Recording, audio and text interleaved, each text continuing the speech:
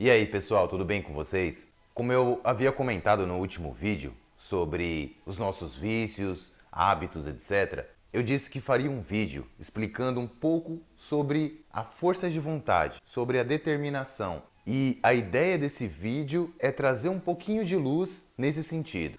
Como eu frequentemente digo, a evolução de qualquer ser no universo passa pelo acúmulo de informações, pelo aumento, expansão de consciência. Quando nós temos conhecimento, quando existe luz sobre uma questão que está obscura ali, que nós não enxergamos antes, o natural é que o sofrimento perante aquela situação diminua. Como Buda costumava dizer, o sofrimento é inerente à vida. Mas o que ele quis dizer quando falou isso não é o sofrimento de você entrar, de você fazer drama, de você se desesperar. Era o sofrimento no sentido de dificuldades, de desafios, de problemas que nós temos que enfrentar, que faz parte do universo. Mas quando essa compreensão acerca das questões, por exemplo, sei lá, a morte, ela passa a ser maior, o sofrimento em ter que lidar com aquela situação, ele também diminui. Assim é com tudo. Se entendermos como funciona a questão do yin yang, do masculino e feminino, da sexualidade, etc.,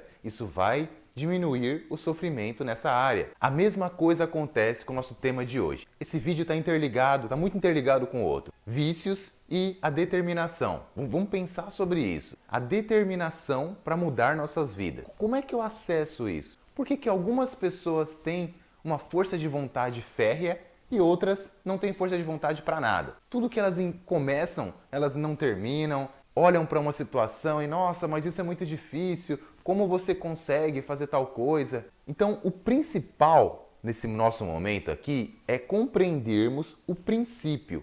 O que é a força de vontade? O que é a determinação? E aí, a partir disso, refletir sobre como isso é para nós, sobre como nós utilizamos isso, como nós interagimos com esse princípio da existência. Porque isso é uma coisa pré-existente, é algo arquetípico, que está muito além da nossa compreensão. E aí, com coisas muito além da nossa compreensão, o que nós fazemos? Apenas tangenciamos isso, como acontece com quase tudo.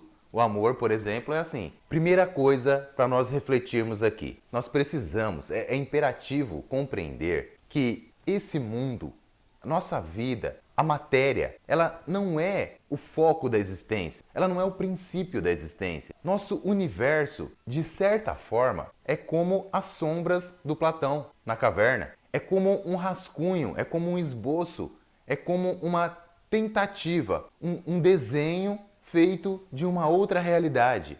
Um desenho, por mais perfeito que seja, ele não vai representar 100% de tudo aquilo que ele captou. Com os princípios da vida também é assim. Então, a determinação é algo arquetípico que está além. As representações nas quais nós exercitamos isso na vida, elas são representações, elas são formas diminuídas de mentes diminutas, pequenas, vivenciarem essas questões existenciais maiores. É por isso que, independente do quanto vivenciemos, quantas experiências venhamos a ter, certas coisas permanecem com ar de mistério, porque continuam além da nossa compreensão. Então, sintetizando essa questão, nosso universo físico, material e correlatos servem para que nossas mentes, em grau pequeno, vivenciem certas coisas até onde é possível no momento. Segunda grande e importante compreensão para nós começarmos a entender essa questão vem da lei da entropia. É uma lei universal. Eu tenho um vídeo falando disso, vou deixar o link aqui embaixo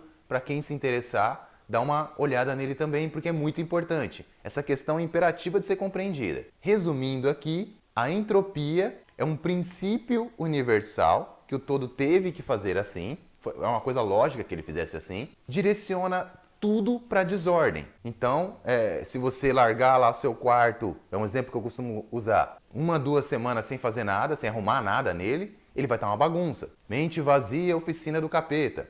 Acho que várias pessoas já ouviram falar nesse dito popular, porque tem um princípio extremamente verdadeiro nele. Então, é uma lei universal, que tudo caminha para bagunça. É preciso, é necessário que hajam princípios organizadores. Precisa ter uma mente para olhar para o seu quarto ali. eu preciso arrumar isso daqui. E fazer a ação de ir lá e limpar as coisas, arrumar, colocar uma coisa no cabide, tirar uma toalha de cima da cama, enfim. E agora a terceira e última grande pequena reflexão para essa questão nossa aqui hoje, que é como isso se dá. A tendência de mentes vagabundas, vamos dizer assim, a nossa mente, que vive mentindo para nós, a mente de todo mundo é assim, ela tende para facilidade, ela tende para o mais fácil, para o mais cômodo, para economizar energia. Todo cérebro funciona assim, toda mente funciona dessa forma, economizar energia. Então aquilo que ela está condicionada é mais fácil de fazer. Hábitos são muito mais fáceis. Quando você já está envolvido, dominado, vamos dizer assim,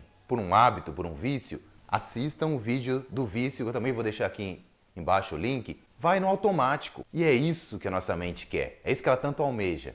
Agora, para que haja o princípio organizador, é necessário que haja esforço. E esse esforço, ele não pode ser nada automático. Olha que interessante. O todo, Deus, o nome que você quiser dar, ele não podia ter colocado essa questão numa esfera na qual coisas mágicas aconteçam. Que, é um dom.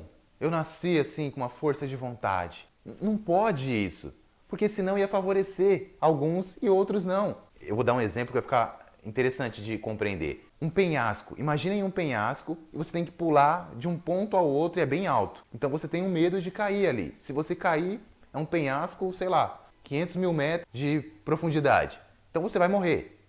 E aí você vai pular e naquele instante que você pulou, você vai ter um frio na barriga, você não vai saber o que vai acontecer, você vai estar um instante no ar e tudo pode acontecer. Esse salto, o sucesso nessa questão depende unicamente de você. A força de vontade, a determinação é a mesma coisa. Ela depende unicamente de você. Você precisa, num dado momento, decidir conscientemente, razão, eu vou fazer isso. Eu vou começar a dieta agora. Porque uma outra questão importante sobre isso é que mudar um hábito é uma coisa, mudar uma crença é outra. São questões diferentes. E aí é imperativo que eu permita a esse ser ter uma coisa sagrada, tudo parte daí, que é o livre-arbítrio. Quando nós compreendemos um pouco mais a questão do livre-arbítrio, nós entendemos o quanto nós usamos pouco a nossa capacidade.